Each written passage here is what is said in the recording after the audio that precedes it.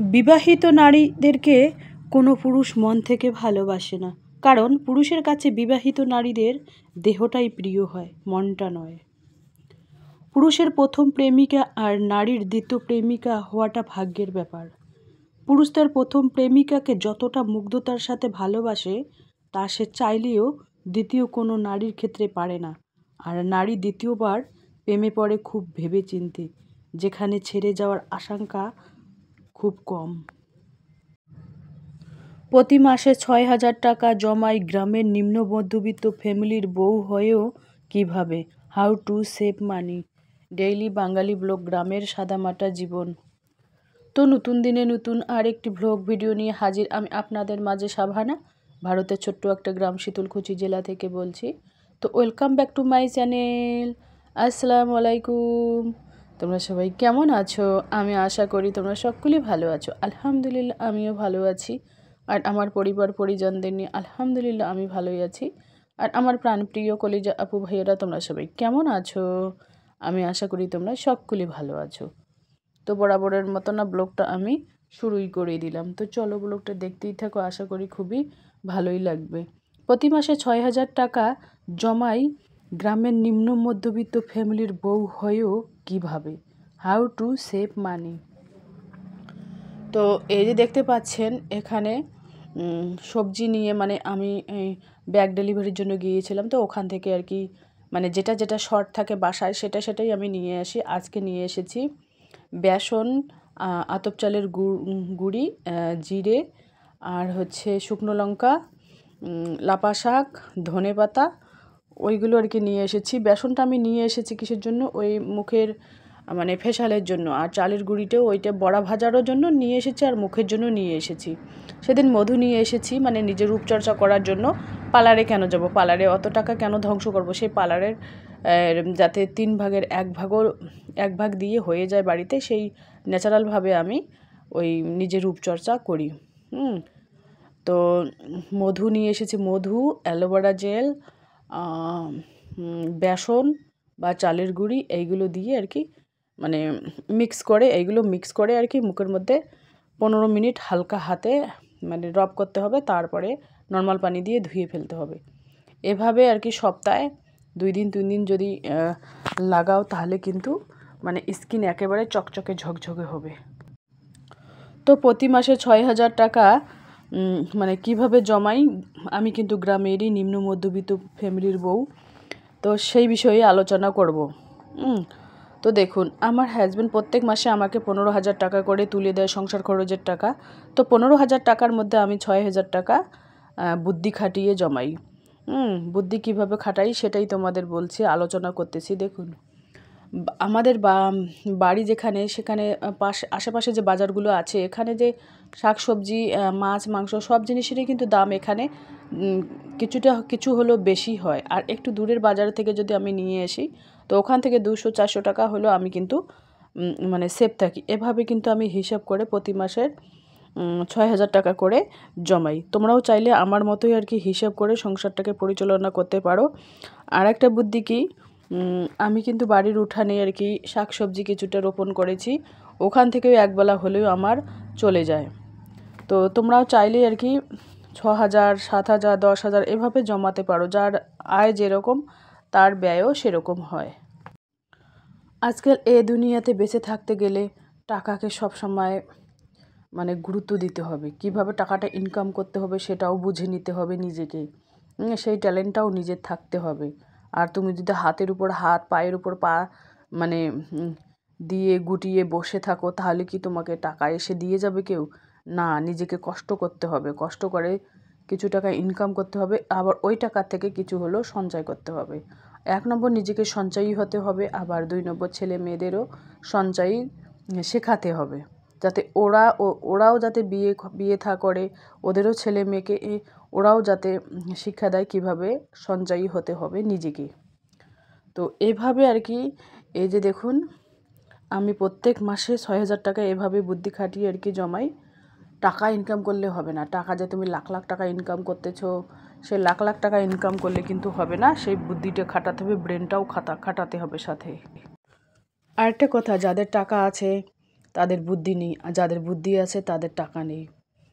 যদি বুদ্ধি থাকে তাহলে অল্প টাকাতেও কিন্তু সংসারটাকে পরিচালনা করা যায়, আবার ওখান থেকে সেভ করাও যায়। আর যদি বুদ্ধি না থাকে তাহলে লাখ টাকাও কোনো দিনও কাজে আসবে না। তো এই যে দেখুন, এখানে আজকে রান্না করব আমি লাপা শাকের ছ্যাঁকা রান্না করব, অনেক দিন খাওয়া হয়নি।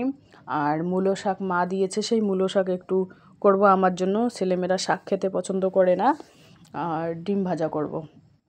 আর সকালবেলায় মানে ভাত খেয়েছি অফ ক্যামেরায় আর কি, মা এসেছিলো, মেহমান এসেছিলো, সেই জন্য সেই ক্যামেরা তখন মানে শেয়ার করতে পারিনি। তো মা দিয়েছিল কালা কচু, যেগুলো আলবাড়িতে হয়, সেইগুলো দিয়েছিল সিদুল বানানোর জন্য। তো কিছু সিদুল বানানোর জন্য রেখে দিয়েছি, শুকোতে দিয়েছি টিনের চালিতে। আর কিছু শুকটি মাছ দিয়ে রান্না করেছিলাম সকালবেলা, তাই দিয়ে খাওয়া হয়ে গেছে। একটুখানি রাখা আছে, তো ভাবলাম যে দুপুরে কি রান্না করব। মানে আমি তারপরে ওই দিয়ে খেয়ে ওই ডিম আর কচুর ডাঁটি, ওই শুকটি মাছ দিয়ে করা, ওই দিয়ে খেয়ে ডিম আর ব্যাগ ডেলিভারির জন্য গিয়েছিলাম। ওখান থেকে এসেই তো রান্না তো করতেই হবে। আবার এই শাকটাকে মানে মেয়ে খাবে, ছেলে খাবে না, কিন্তু লাপা শাকের একটু ছ্যাঁকা করব, আর মূলো শাক আর ডিম ভাজা। আর ছেলে হোটেল থেকে আর কি পোলট্রি নিয়ে এসেছে, ওই দিয়ে ও খেয়ে নেবে। তো যাই হোক, আমি কিন্তু এভাবে হিসাব কিতাব করে তারপরে কিন্তু সংসারটাকে আমি পরিচালনা করি। প্রতি মাসে কিন্তু আমি 6,000 টাকা করে জমাই, 15,000 টাকার মধ্যে। কারো হাজব্যান্ড 15,000 ইনকাম করে, কারো 20,000, হ্যাঁ, কারো 25,000। যার যেরকম ইনকাম সে সেরকমই কিন্তু সঞ্চয় করে। তো সঞ্চয়টা তো করতে হবে, তাই না? তো যাই হোক, এভাবে রান্না করব। জানি না ছেলে মেয়ে খাবে কি না। ছেলে তো খাবেই না শাক, মেয়ে হয়তো ওই লাপা শাকটা খাবে, মূলো শাক মেয়ে দেখতে পায় না। তো এখানে ধনে পাতাও কয়েকটা আর কি দিচ্ছি। 2 ধরনের শাক রান্না করব আর কি।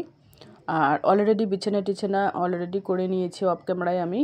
আর সমস্ত কিছু তো ব্লকের মধ্যে শেয়ার করা সম্ভব না। এই যে দেখুন, মূলো 4-5টা মূলো দিয়েছে আমার মা সকালবেলা। মূলো শাকও দিয়েছে। মূলো শাকগুলো নাকি হেভি খেতে, মানে টেস্ট আছে আর কি মূলো শাকের। তো যাই হোক, এভাবে আর কি আমি খেতে খুবই ভালোইবাসি। আর ছেলেমেয়েরা ওই যদি ঘন্ট বানাই একটু, হাজব্যান্ডের কিন্তু ঘন্ট পছন্দ, আলু বেগুন মূলো দিয়ে একটা ঘন্ট, ধনে পাতা দিয়ে করলে, ধনে চাটনি।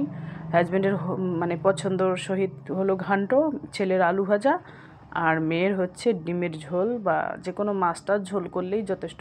মানে 3 ধরনের খাবার খেতে পছন্দ করে। আমার আবার ওরা যে 3জন মানে যে সবজি পছন্দ করে, আমাকে ওই 3জনের সবজিকেই পছন্দ করে খেতে হবে। আমার পছন্দের কোনো মূল্য নেই। এটাই আর কি। আমারও তো আবার বাসকোস নেই। আমার সামনে আমি কিন্তু সর্বভোগ, আমি সবই খাই, সব ধরনের শাক, সব ধরনের মাছ আমি কিন্তু খাই। কারণ তো মানে শরীরটা যে আছে, প্রত্যেকের শরীরে যে আছে, প্রত্যেকটা জিনিসের একটা জিনিসের এক রকমের ভিটামিন থাকে। সেই ভিটামিন থেকে আমরা বঞ্চিত হব কেন? কেউ যদি এটা না খায় ওটা না খায়, কিন্তু কতগুলো জিনিসের অভাবে কিন্তু আমাদের শরীরে রোগ বাসা বাঁধে। সেই জন্য সব ধরনের জিনিস যদি আমরা খাই, তাহলে রোগ ধরার কোনো চান্সই থাকবে না, কারণ সব ধরনের জিনিস আমাদের শরীরে আছে। তো সেটাই কেউ বোঝে না। আর আমি কালকে বিয়েবাড়িতে খেয়ে এসেছি। খেয়ে আসার পর মানে তেল মশলা ঝাল পেটটা সয়নি, সারা রাত পেট পুটুর পাটার করেছিল, ঘুম পাতে পারিনি। কারণ আমরা তেল ঝাল মশলাটা খুবই কমই খাই। তো অনুষ্ঠান বাড়িতে কালকে বিয়ে বাড়িতে যেহেতু গেছি, তো খাওয়াটা হয়েছে, ওখানে তেল মশলা ঝাল তো অনেক দেওয়া আছে, পেট সেই মানে খেয়ে এসেছি 9টার সময়। তো সারা রাত ঘুম হয়নি, মানে পেট পুটুর পাটার করেছিল। আবার অর্ধেক রাতে উঠে আবার পায়খানাও করেছিলাম। যাই হোক, মানে শরীরটা ভালোই নেই আর কি। আর আমরা তো বাড়িতে নর্মাল খাবার খাই, সেই জন্য শরীরের পক্ষে নর্মাল খাবারই বেটার। তো এই যে দেখুন, এখানে কয়েক ধরনের শাক, আর উপরে পাখা চলছে, যেহেতু দিনের বেলায় খুব গরম সেই জন্য। আর এই যে কাপড়গুলো এই রেকের মধ্যে গুছিয়ে রেখে দিয়েছি। এখানে রাইস কুকারে ভাত বসিয়ে দিলাম। আর মানে কালকে যেহেতু অনুষ্ঠান বাড়িতে গিয়েছিলাম, অনেকগুলো ভাত বেঁচে ছিল, সেই জন্য সকালবেলা রান্না করিনি, ওই ভাতেই আর কি খেয়ে নিয়েছি গরম সবজি বানিয়ে। তো এখন আর কি দুপুরে আর কি রান্না করতেছি, রাইস কুকারে ভাত বসিয়েছি, 2 ধরনের শাক রান্না করব, আর ডিম ভাজি করব, আর কিচ্ছু করব না। আর কুলোতে এইগুলো দেখতে পাচ্ছেন, এইগুলো মুরগিদের খেতে দেব। আর এখানে হচ্ছে বাঁধাকপিগুলো কিন্তু মুরগিদের খেতে দেব। সবুজ জিনিস দেখলেই কিন্তু ওরা পাগল হয়ে যায়। তো এই রান্নার দরজাটা বন্ধ করে দিয়ে মুরগিদের খাবার দিতে যাব।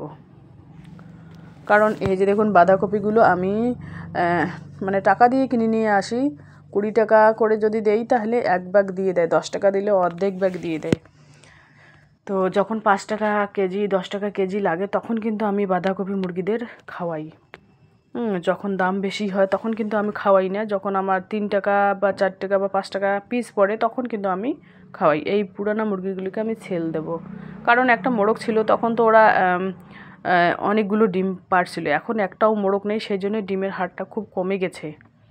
এটা হবে। আর আমার মুরগিগুলো খুব বয়স্ক হয়ে গেছে, বিক্রি করে দেব। খেতেও ইচ্ছে করে না আর বিক্রি করতেও ইচ্ছে করে না। একটা কেমন যেন ডিমও দেয় না, অথচ একটা মায়া বসে গেছে আর কি।